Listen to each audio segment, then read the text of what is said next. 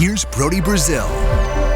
What I'm about to share with you here, I think, is a pretty big step forward for the Portland Diamond Project. They've existed now for about 8 years. They've been trying to get Major League Baseball in Portland, Oregon. It doesn't necessarily guarantee that any or all of this is going to happen, but it is a nice step forward, and it puts them in a similar conversation as a place like Salt Lake City, which has emerged as a potential frontrunner for either expansion or relocation of a Major League Baseball team. The state of Oregon, they have passed, but not approved. I want to make this very clear. It's not a done deal yet. The Senate has approved this. The House also needs to approve it, and the governor needs to sign it. A Jock Tax, which is a catchy name, and we'll get to exactly what that is and how this works in just a second. Basically, yes, you're charging the athletes, the Major League Baseball players, you're taking their income tax to potentially help pay for a Major League Baseball stadium in Portland. Let me first remind you about the Diamond Project. They've existed since 2017. They right now have a 3.5-year window to buy this property where they want to build the ballpark at a place called Dalles Yards. I'll show you the aerials in just a second. It's 33 acres along the Willamette River. Yeah, Willamette, right? I'm saying that right. Willamette. Every time I see that on the screen, I just get a little bit nervous. Willamette River, 33 acres along the Willamette River. But yeah, beautiful ballpark setting. There's an unknown financier behind the Portland Diamond Project. Now, you can only assume there's a couple big companies up in the state of Oregon and specifically in the city of Portland. But who is behind this? Who would be paying the private side of building a ballpark? Who would be paying the expansion fee to Major League Baseball if that's how they get a team? Who would be buying a team if they're going to relocate a team and move it up to Portland? Nobody knows the exact specifics behind that, but it's said to be pretty secure, the money behind this Portland Diamond Project. 32,000-seat stadium is what they want to build with that retractable glass roof. And the renderings here that you're about to see were done by Populous. We'll get to those in a second. There's Dalles Yards. The Ross Island Bridge really separates the two sides. Tillicum Crossing is on the other side of it. So really the site of where they'd be building the stadium is between Tillicum Crossing and Ross Island Bridge. And then there'd be some more space on the near side of the Ross Island Bridge as you look at that photo right there. Here are these beautiful renderings by Populous. I mean, you can just see the way that this ballpark sits. It's kind of nestled. It has nice views. It's got a unique kind of like carport design, a stadium that even when the roof is shut and when it rains a bunch in the Northwest in Portland, you'll still feel like you're outside, but you'll definitely be covered from the elements.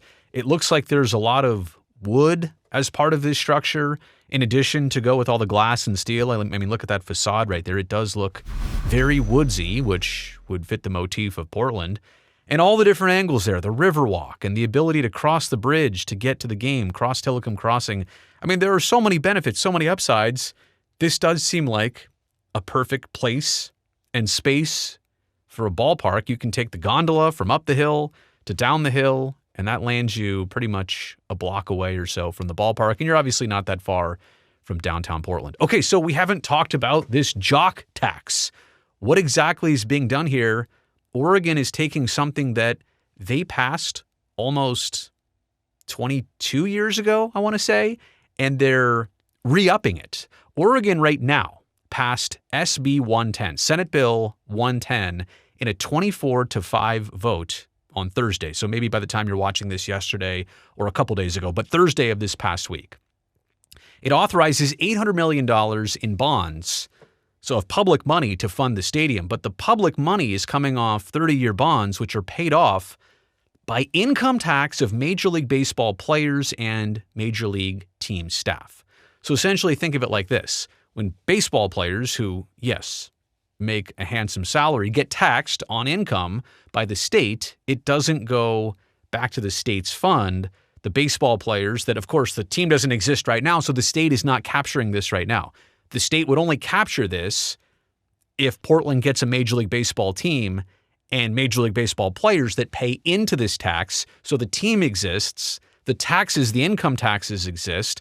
Oregon doesn't get to capture that, but it does get to take that income tax and put it right back into the public subsidy for a ballpark. Does that make sense? Like, that's a lot to think about right there. Where is the tax being generated from? How's it being cycled back? Yes, in an optimal world, the state makes more income tax because they now have a professional baseball team. They're willing to let that tax opportunity go and put it back into $800 million of funding bonds that will obviously pay off the stadium. $800 million, by the way, with this Jock Tax and the Senate bill, it's the maximum amount. It is capped off at $800 million. It's not going to go up. And if the price of the stadium goes up, well, the baseball franchise, is on the hook for the full price of the stadium. So Oregon at least is making that very clear. We will fund up to $800 million. And in fact, they could actually fund less than that if baseball salaries take a dip. They've designed it and planned it so that it would produce $800 million of the income tax that's captured by Oregon. But 800 is the max. It could be less than that, but it will never be more than $800 million. And again, the franchise paying the full value of the stadium. These taxes, as I mentioned, they don't affect any other taxes. There's no sales tax. There's nobody else's income tax that's going to go up. This is just for Major League Baseball players and the team's staff. Their income tax for the state of Oregon would go back into funding the stadium. And all of this, as I mentioned before, is actually an extension of what they did in 2003 in the state of Oregon. It was very unique. It was called SB 5. So again, 22 years ago, similar to this tax and the way it works with taxing the athletes, the Jock Tax. But back then, well, they only needed $150 million to flirt with the idea of a baseball stadium. You can see how the prices have gone up. So $150 million back in 2003 has now turned into $800 million they think they might need here in 2025. You can understand that that's a pretty unique way about doing this. I'm not sure any other public entity has gone about it this way and said, we'll tax the athletes that we don't have right now, but if we do have them, we'll tax the athletes. What they normally get taxed, we'll just capture that and put it towards the stadium.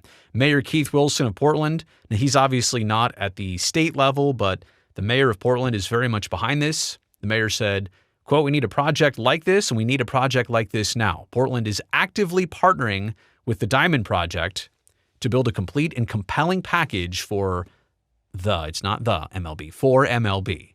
So they're already being pretty aggressive about this to show them, hey, we've now got the public subsidies that baseball loves. And look, I understand there's a lot of you here on my channel that say, not again. But this is how it's happening. This is how cities and towns and counties and states are lining up to try and put themselves out there for baseball.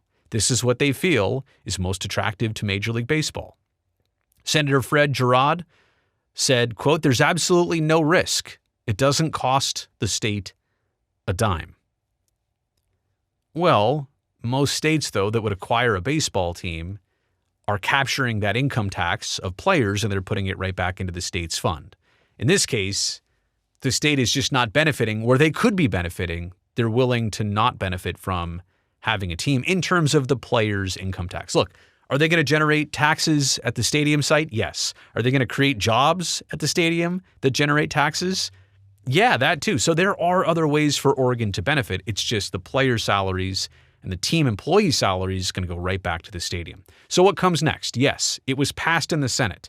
Is it passed in the House yet? No, but the House Governor Tina Kotek said there is some support behind this. So if it passes the House, it just needs to go to the governor and be signed into law. It's right around the corner from being signed into law, and it shouldn't be too unfamiliar. They've had an existing law like this since 2003. It never went away. It's been on the books this entire time. It's just now that instead of $150 million, it's been upped to $800 million. So I'll say it like this with a question mark. Here are my takeaways. Portland, at $800 million from the public side, is pretty much in line right now with Salt Lake City, who already has $900 million from the state of Utah, all lined up. If a Major League Baseball team comes to Salt Lake City at the State Fair Park in Utah, Utah as a state would provide $900 million. So Portland at $800, Salt Lake City at $900. They're very comparable, right? It puts Portland right in the conversation of, well, if a baseball team ever expands there or wants to relocate there, there's close to $1 billion in each location of public assistance to build a brand new stadium. Now, in Portland, there's still going to be public opposition here. And something like this would be challenged for zoning reasons, for land purchase reasons. They'll find everything in the book to try and stop this. So this is not going to go as easy as this by passing a Jock Tax, and then next thing you know, MLB is going to approve expansion or relocation. It's not going to be that simple. Portland is trying to do all the heavy lifting of securing a site, securing some public funding. Sounds like they've already got the ownership group already lined up. So they're doing all the heavy lifting so that if the opportunity comes, they will try and strike as soon as they can. But I do think that if this Senate bill passes for this $800 million, that'd be a pretty major step in the process. I'm not going to lie. Utah and Salt Lake City, I think, have been way ahead of most other places out west in terms of potentially getting a Major League Baseball team, a next team, and whether that's the Athletics, who maybe don't end up in Las Vegas, who maybe don't end up staying in Sacramento. Utah and Salt Lake City, they beckon for the A's. Trust me. They will both throw their name in the hat greatly if there's any chance, any possibility of them being the permanent home. This, for Portland, I'm telling you, is a major step. But the big question here is, this is all aimed, it has to be aimed at Major League Baseball expansion.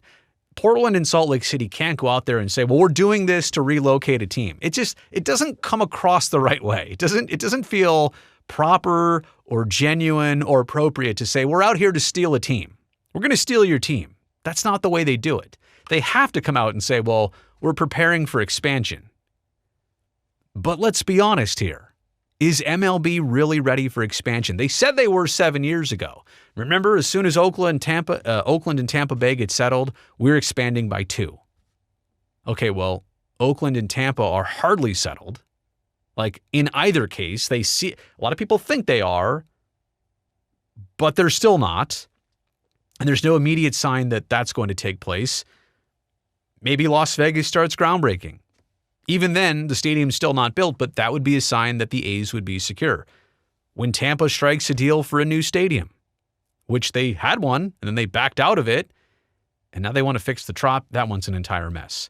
But the point is, with baseball, a CBA expiring right around the corner, a likely work stoppage happening in 2027, after 2026, you've got television deals on the national and regional level that have gone away for Major League Baseball teams and the league as a whole.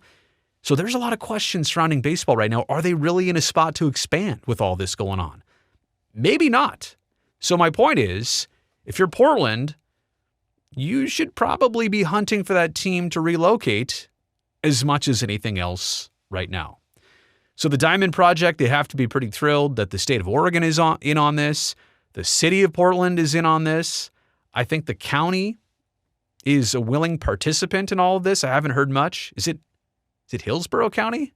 See, I'm learning all my counties across the United States now with all these sports projects. Haven't heard much from the county, but the point is, with the state and the city on board and an organization, an operation like the Diamond Project and this land and these renderings, it's going to equate to something someday. I just don't know how much or when. Let me know what you think about all this in the comments section down below. Also, don't forget to hit that thumbs up button. That greatly helps me, this video, and this channel. Is that really a button or just thumbs up? What I meant to say is also hit that subscribe button. That way I can definitely see you back here next time.